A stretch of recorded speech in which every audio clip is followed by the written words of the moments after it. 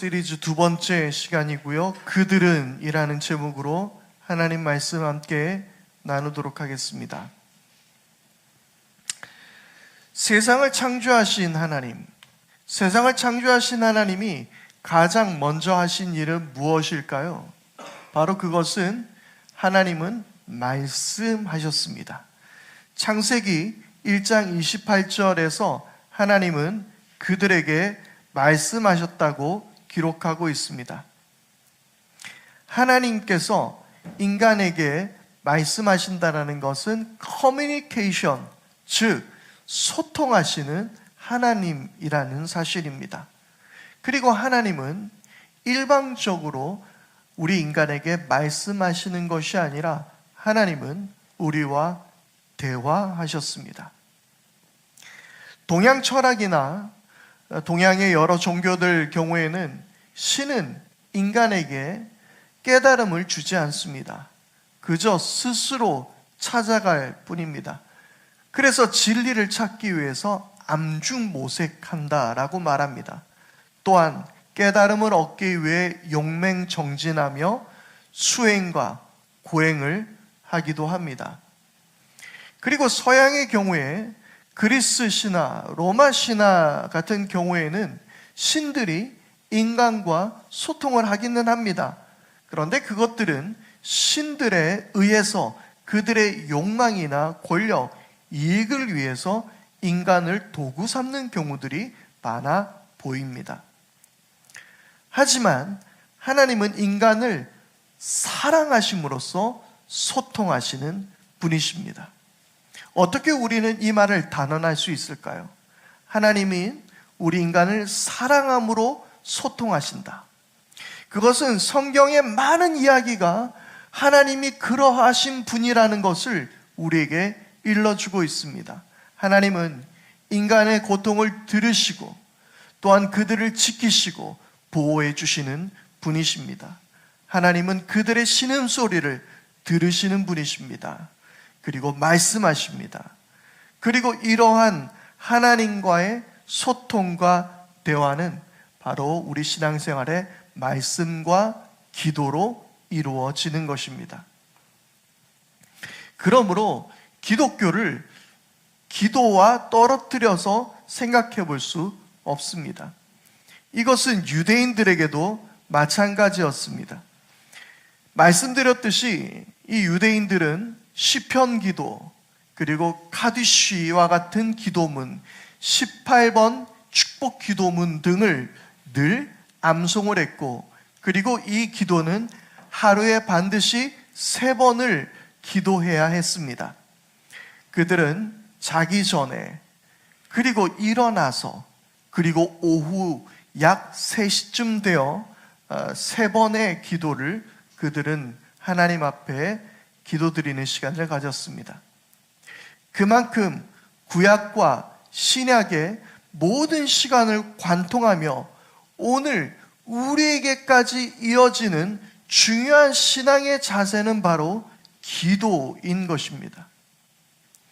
그런데 우리는 어떻게 보면 이 신앙의 레벨을 측정할 때, 좀 말이 이상하게 들릴 수 있습니다만은, 신앙의 소위 레벨을 매길 때 이 기도를 얼마나 유창한 말로, 그리고 많은 문장으로 얼마나 오랜 시간 기도를 하는가에 의해서 점수를 매길 만큼 기도와 신앙의 깊이를 동일시 여길 때도 있더라는 것입니다.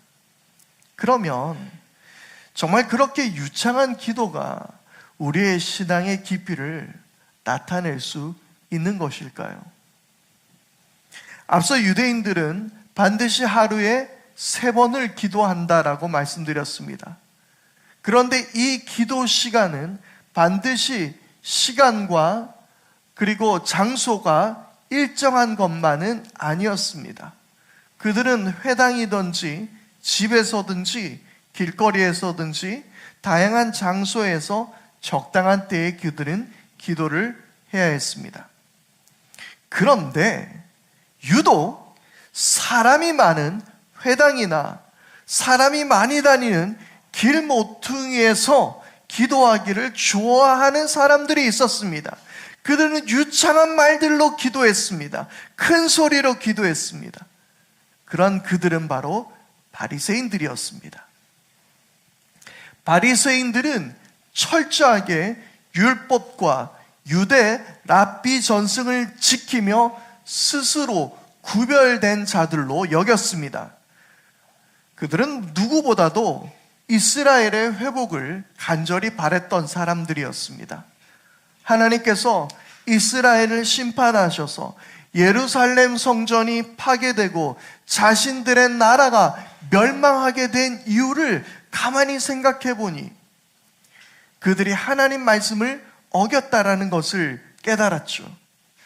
그래서 누구보다도 더 열심히 말씀 앞에 순종해야 한다, 말씀을 지켜야 한다라고 그들은 생각했습니다. 또 뿐만 아니라 그들은 하나님의 말씀에 순종하여서 가난한 자들도 그들은 돌보았습니다. 기도하는 것, 그리고 가난한 자들을 돌보는 것, 그들을 구제하는 것은 매우 선한 일이며 중요한 일입니다. 분명히 칭찬받아 마땅한 일이었을 것입니다. 그런데 문제는 그들의 그런 행위의 대상이 누구냐라는 것입니다. 오늘 읽었던 말씀 마태복음 6장 2절의 말씀입니다. 그러므로 네가 자선을 베풀 때에는 위선자들이 사람들에게 칭찬을 받으려고 회당과 거리에서 그렇게 하듯이 내 앞에 나팔을 불지 말아라. 내가 진정으로 너에게 말한다. 그들은 자기네 상을 이미 다 받았다. 그들의 자선의 목적은 누구였습니까? 대상이 누구였습니까? 바로 사람들의 칭찬이었습니다. 지금으로 따지면 어쩌면 사람들을 도울 때마다 SNS에 대문짝만하게 사진을 걸어붙이고 그리고 사람들의 좋아요를 또한 기대하며 구독자를 늘리는 것, 아마 그것이 바리새인들의 모습이 아니었을까요? 하나님이 구약의 선지자를 통해서 이스라엘 백성에게 선포하신 것이 있었습니다. 가난한 사람들을 억압하고 자신의 입속만 채우려는 자들에 대한 경고였죠. 예레미야 5장 28절입니다. 그들은 피둥피둥 살이 찌고 살에서 윤기가 돈다. 악한 짓은 어느 것 하나 못하는 것이 없고 자기들의 입속만 채운다. 고아의 억울한 사정을 올바르게 재판하지도 않고 가난한 사람들의 권리를 지켜주는 공정한 판결도 하지 않는다. 말씀이 아주 과격하죠. 그들은 피둥피둥 살이 쪘어. 살에서 윤기가 돈다. 해당되시는 분들 회개하십시오. 천국이 가까웠습니다. 그들의 입속만 채우려는 그들의 모습을 예레미야 선지자를 통하여서 경고했습니다. 또 뿐만 아니라 이사야서의 말씀에는 이렇게 기록합니다. 이사야 3장 14절에서 15절의 말씀인데요, 주님께서 백성의 장로들과 백성의 지도자들을 세워놓고 재판을 시작하신다. 나의 포도원을 망쳐놓은 자들이 바로 너희다. 가난한 사람들을 약탈해서 너희 집을 가득 채웠다. 어찌하여 너희는 나의 백성을 짓밟으며 어찌하여 너희는 가난한 사람들의 얼굴을 마치 맷돌질 하듯 짓뭉개느냐. 만군의 하나님이신 주님의 말씀입니다. 이 엄중한 주님의 말씀, 아마도 바리새인들은 이러한 선지자들의 말씀을 그들은 기억하고 그리고 지키려고 애를 썼을 것입니다. 그런데 그들의 이 말씀을 지키는 것, 이 자선의 이유는 가난한 사람들에 대한 연민이나 아픔도 아니고 하나님 말씀에 순종하기 위함도 아니었습니다.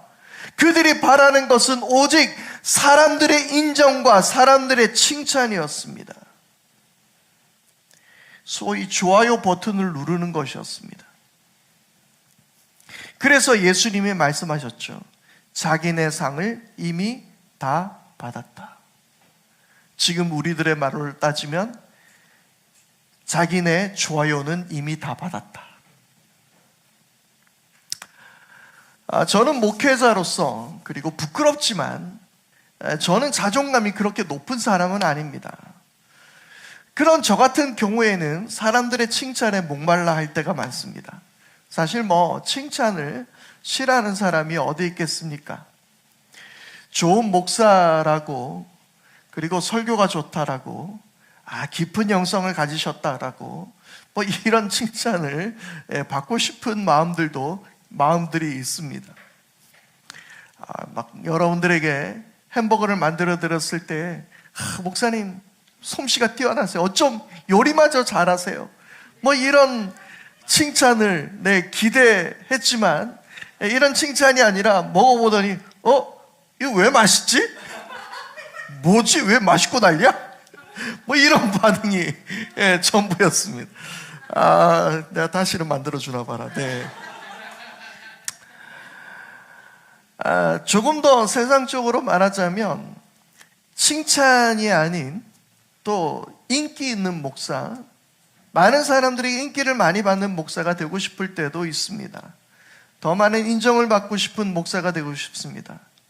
하지만 그런 목사가 되면 저는 여기에서 이미 상을 다 받은 사람이 될 뿐입니다. 그래서 세상의 연예인 아니면 셀럽들은 더 많은 인기를 원합니다. 그러나 하나님의 사람은 주님이 기억하시면 족합니다. 사역자는 인기와 인정으로 일하는 것이 아니라 하나님의 인정을 바라며 살아가야 하는 것이죠. 그것은 그리스도인 우리 모두에게 마찬가지입니다. 여러분, 하나님께서 여러분들을 기억하실 줄 믿습니다.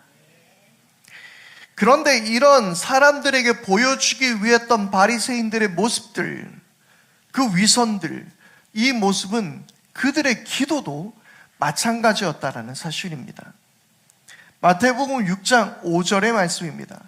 너희는 기도할 때에 위선자들처럼 하지 말아라. 그들은 사람들에게 보이려고 회당과 큰 길 모퉁이에 서서 기도하기를 좋아한다. 내가 진정으로 너에게 말한다. 그들은 자기네 상을 이미 다 받았다. 여러분, 2절의 말씀과 5절의 말씀이 너무나도 비슷하지 않습니까? 기도가 나쁜 것입니까? 아닙니다.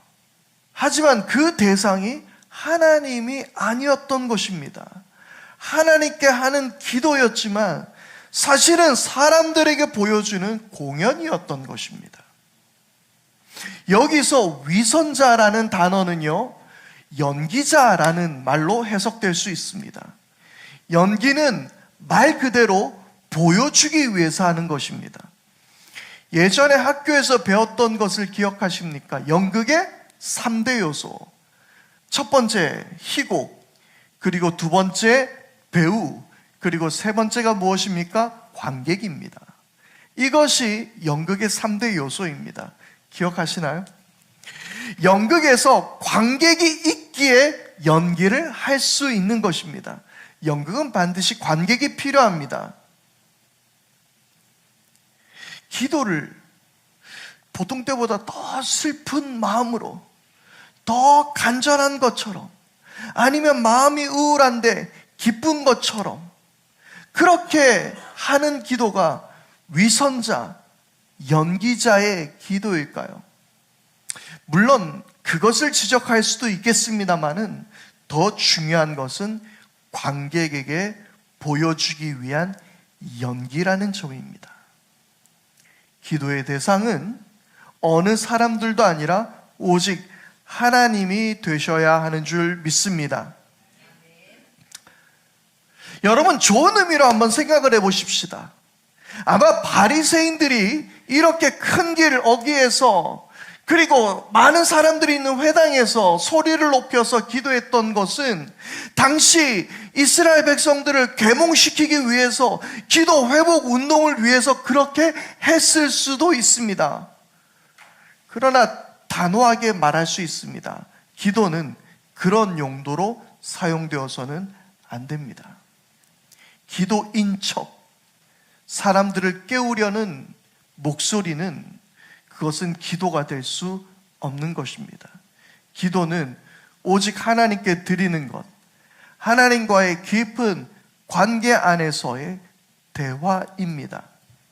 우리는 대화를 남들이 들어야 하는 목적으로 하지 않습니다. 남들이 듣는 것을 목적으로 한 대화가 무엇이에요? 그렇습니다. 그게 바로 연기라고 말하는 거예요. 그게 드라마이며 그게 영화입니다. 그게 연극입니다. 관객을 향해서 하는 대화일 뿐입니다. 보여주기식의 구제, 그리고 연기와 같은 기도의 문제는 하나로 연결됩니다. 바로 그것은 사람들을 의식하는 것입니다. 우리의 식사 기도는 어떻습니까? 혹시 식사 기도를 하십니까? 아니면 하지 않습니까? 아니면 대충 몇 초 안에 끝이 납니까? 사실 이 질문은 중요하지 않습니다. 이 질문의 궁극적인 물음은요, 당신의 기도가, 여러분들의 기도가 사람들을 의식하고 있습니까? 라는 질문입니다.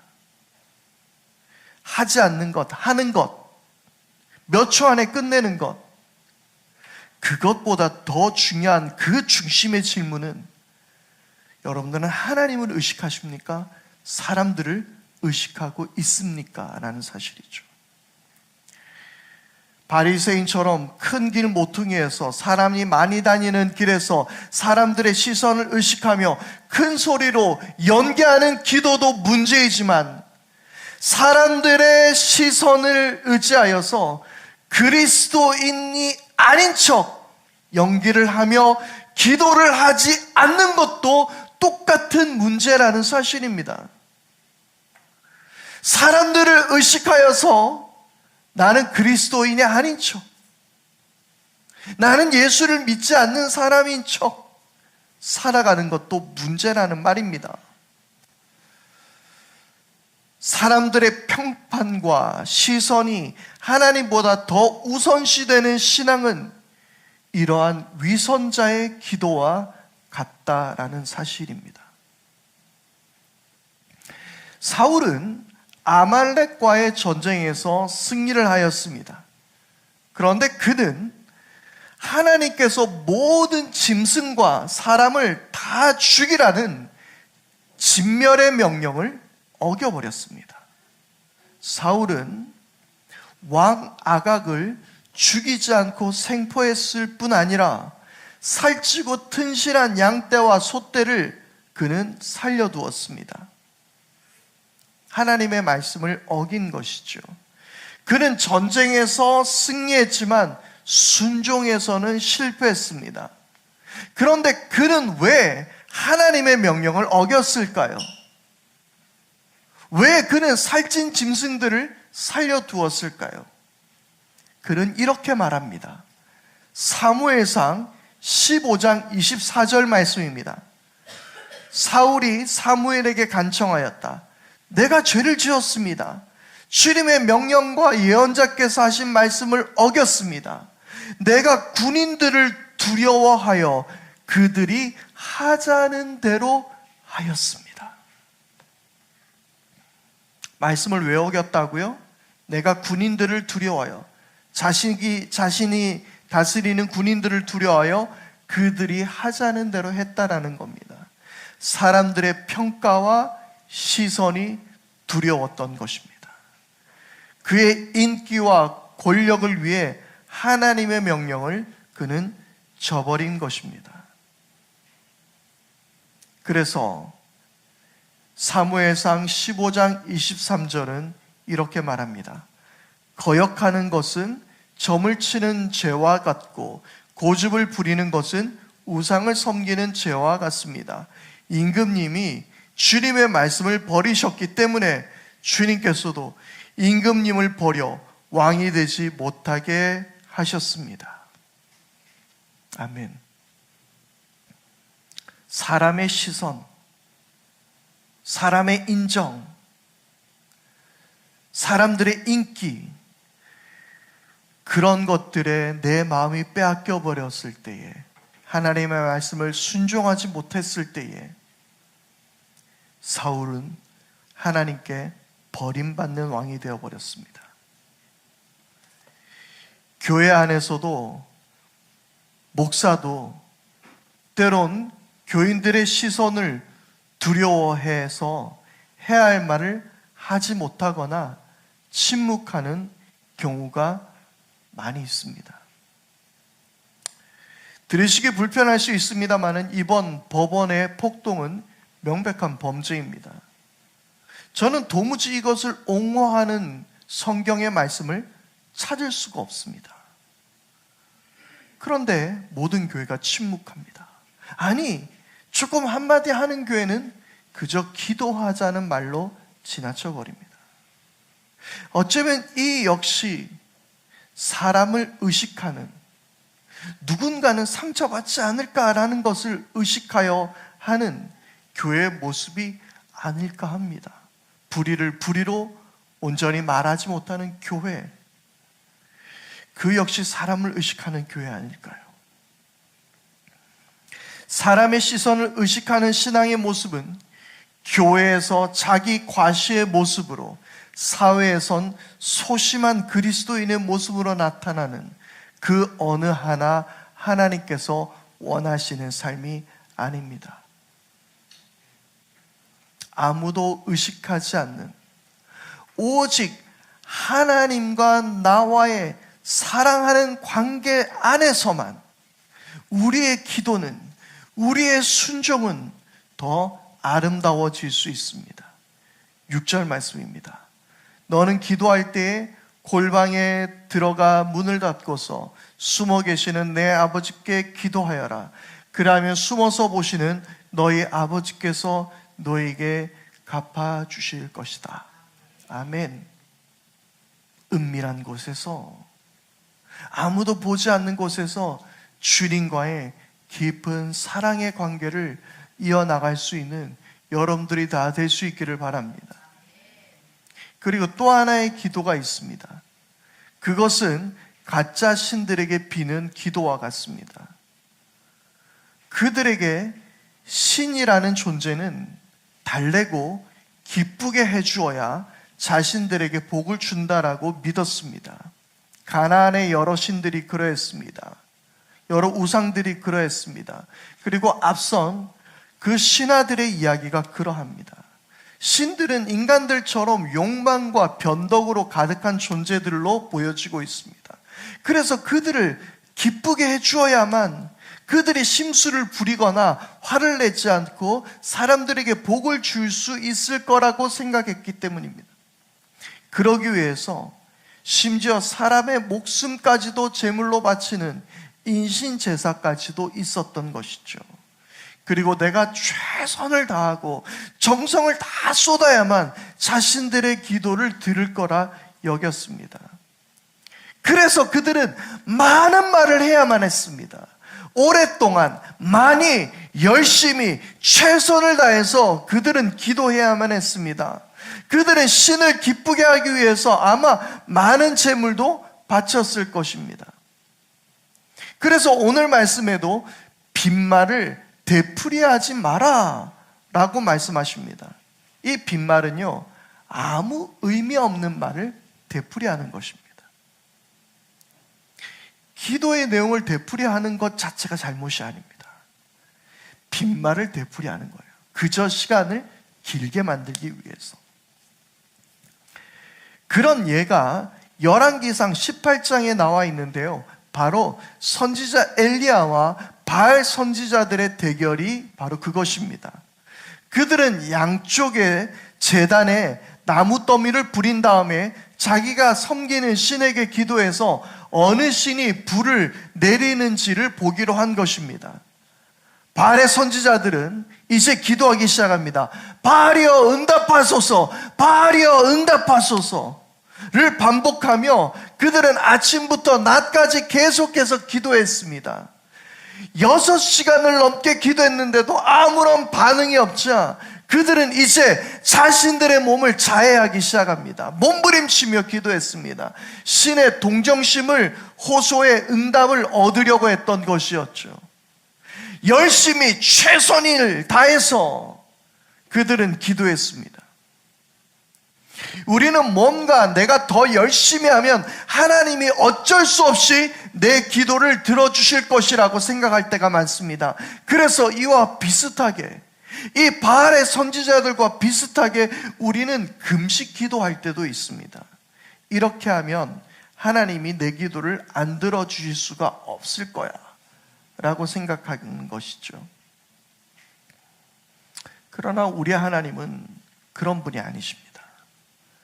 앞서 말씀드렸듯이 하나님은 우리와 사랑의 관계를 맺기를 원하시고 그런 우리들의 기도를 원하시는 분이십니다. 우리가 마음을 다하고 힘을 다하고 정성을 다하는 것은 기도가 아닙니다. 이상하게 들리시나요? 마음을 다하고 뜻을 다하고 힘을 다하여 기도를 한다고 하나님께서 기도를 들어주시는 것이 아닙니다. 힘을 더 쏟아붓는다고 우리의 기도를 들으시는 것이 아닙니다. 우리가 마음을 다하고 뜻을 다하고 힘을 다하고 우리의 정성을 다 쏟아붓는 것은 하나님을 사랑하는 것입니다. 신명기 6장 5절입니다. 당신들은 마음을 다하고 뜻을 다하여 힘을 다하여 주 당신들의 하나님을 사랑하십시오. 아멘. 하나님은 우리에게 당신을 기쁘게 하기 위하여 너희는 뭔가 더 열심히 하라고 말씀하지 않으십니다. 오히려 하나님은 그저 나와 사랑하자라고 말씀하십니다. 나의 안에 거하라라고 말씀하시는 분이십니다. 저는 지난주에 말씀을 묵상하다가 마음에 감동을 주신 것이 하나님을 사랑하는 것이었습니다. 성경에서는 하나님을 사랑하라라고 끊임없이 이야기합니다. 그런데 저는 이것을 생각할 때에 그저 이것은 하나님을 위해서 우리가 무언가 해야 한다라는 것으로 여겼습니다. 나를 사랑하라 라고 이야기하는 것이 우리가 하나님을 위해서 뭔가를 해야 하는 것이구나. 하지만 사랑은 서로를 즐겁게 하는 것이라는 사실을 다시금 깨닫게 되었을 때 이 말씀이 저에게 너무나 감사하더라고요. 부부간의 사랑을 일로 하시는 분이 있습니까? 있다라고 말씀하셔도 안 됩니다. 부부간의 사랑은 일로 하는 게 아닙니다. 서로가 사랑함으로 서로 즐겁습니다. 서로가 사랑함으로 행복합니다. 하나님은 우리가 당신과 깊은 사랑 안에서 서로 사랑을 누리기를 바라는 분이시라는 사실입니다. 믿으십니까? 그리고 주님은 우리에게 이렇게 말씀하십니다. 8절입니다. 하나님 너희의 아버지께서는 너희가 구하기 전에 너에게 필요한 것이 무엇인지를 알고 계신다. 아멘. 그리고 우리는 그 사랑 안에서 기도할 때에 그분을 온전히 신뢰할 수 있게 됩니다. 내가 필요한 것이 무엇인지 주님께서 알고 계시기 때문이죠. 그래서 두려움도 염려도 사라집니다. 왜요? 주님이 나를 사랑하시기 때문입니다. 그리고 기도의 응답이 뜻하는 대로 이루어지지 않아도 그분을 원망하지 않습니다.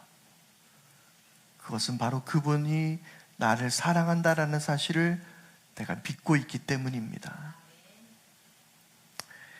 다윗과 밧세바에게서 태어난 아들이 죽을 병에 걸렸습니다. 다윗은 그 아이를 살리기 위해서 밤을 새며 금식하며 기도했습니다. 그럼에도 그 아이는 죽게 되었습니다. 그리고 아들이 죽었다라는 소식을 들은 다윗의 모습을 성경은 이렇게 기록합니다. 사무엘하 12장 20절입니다. 그러자 다윗은 땅바닥에서 일어나서 목욕을 하고 몸에 기름을 바르고 옷을 갈아입은 뒤에 성전으로 들어가서 주님께 경배하였다. 그는 왕궁으로 돌아오자 음식을 차려오게 하여서 먹었다. 그는 하나님을 원망하지 않았습니다. 여전히 그는 하나님을 신뢰했습니다. 물론 쉽지 않은 아픔이고 아마도 큰 고통이었을 것입니다. 하지만 하나님과의 사랑의 관계 안에서 자신의 기도가 거절되었다고 그는 하나님을 원망하지 않았습니다. 하나님이 자기를 얼마나 사랑하고 자신의 모든 것을, 필요를 아시는지를 아신다라고 믿고 있었기 때문이었습니다. 예수님께서는 하나님을 우리가 바라지 않고 사람들을 의식하는 신앙인, 무언가 하나님을 감동시켜서 더 얻어내려고 열심과 노력을 다 내려놓고 내 안에 거하라고 말씀하시면서 나와 함께 사랑하자라고 말씀하고 계십니다. 여러분들의 의식은 누구를 향해 있습니까? 혹시 오늘 말씀의 제목처럼 그들은 이라고 나와 있는 그런 바리새인들, 그런 이방인들과 같은 신앙의 태도를 가지며 살고 있지는 않으셨습니까? 하나님과의 깊은 사랑 안에 거하지 않고 우리는 사람들을 의식하면서 우리는 그렇게 살고 있지는 않으셨습니까? 여러분, 오늘 주님 안에 거하십시오. 우리의 마음과 정성과 힘을 다해서 주님을 사랑하십시오. 그 아름다운 관계 안에서 주님은 우리를 그분의 자녀로, 하나님 나라의 백성으로 따뜻하게 안아주시고 우리의 모든 기도를 들으시고 또한 응답하실 줄 믿습니다. 말씀을 기억하며 함께 우리 찬양하겠습니다. 나의 안에 거하라, 나는 내 하나님, 너를 원한 가운데 너를 지키는 자라. 두려워하지 말라, 내가 널 도와주리니. 놀라지 말라, 내 손 잡아주리라. 다시 한번 나의 안에 거하라, 나의 안에 거하라, 나는 내 하나님이니. 모든 환난 가운데 너를 지키는 자라. 두려워하지 말라, 내가 널 도와주리니. 놀라지 말라, 내 손 잡아주리라. 내가 너를 지명하여 불렀나니 너는 내 것이라. 내 것이라, 너의 하나님이라. 내가 너를 보배롭고 존귀하게 여기노라. 너를 사랑하는 내 여호와라. 다시 한번 나의 안에 나의 안에 거하라, 나는 내 하나님이니. 모든 환난 가운데 너를 지키는 자라. 두려워하지 말라, 내가 널 도와주리니. 놀라지 말라, 내 손 잡아주리라. 내가 너를 지명하여 내가 너를 지명하여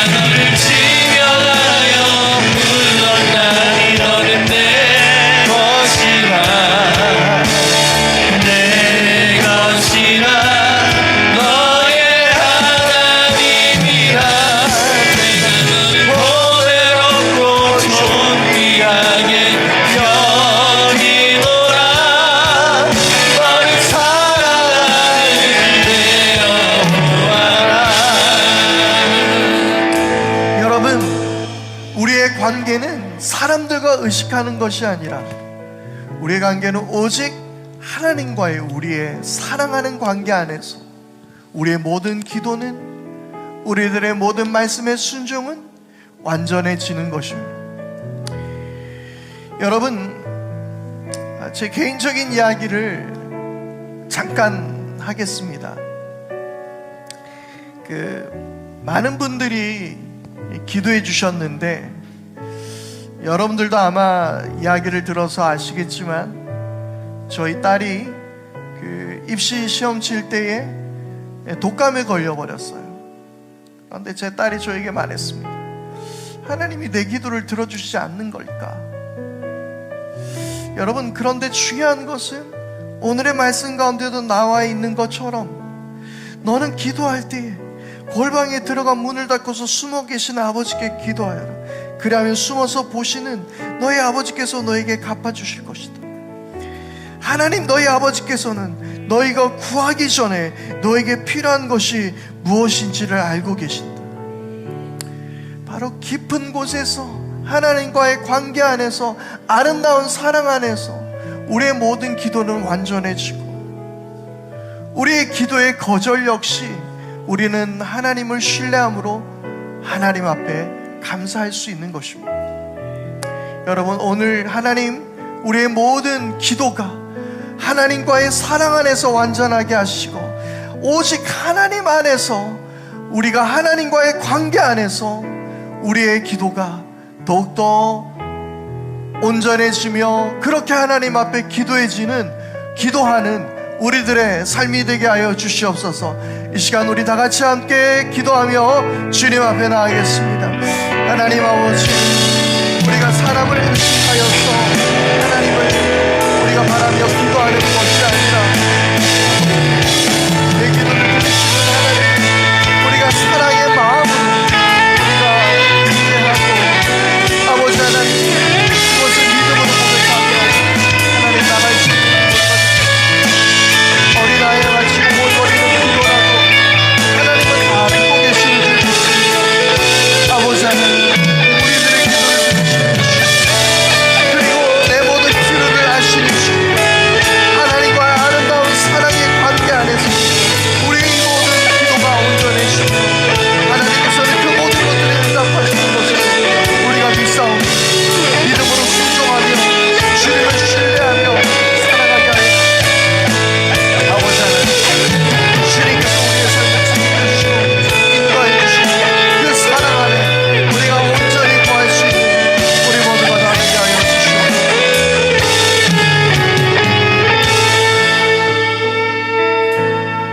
하나님, 우리들의 모든 삶이 하나님과의 나와 사랑의 관계 안에 있음을 고백합니다. 주님 안에 거하게 하여 주시옵고, 주님 안에 거함으로 우리가 어린아이와 같이 옹알거리는 기도일지라도 우리의 기도를 들으시는 주님을 믿고 살아가는 우리 모두가 다 되게 하여 주옵소서.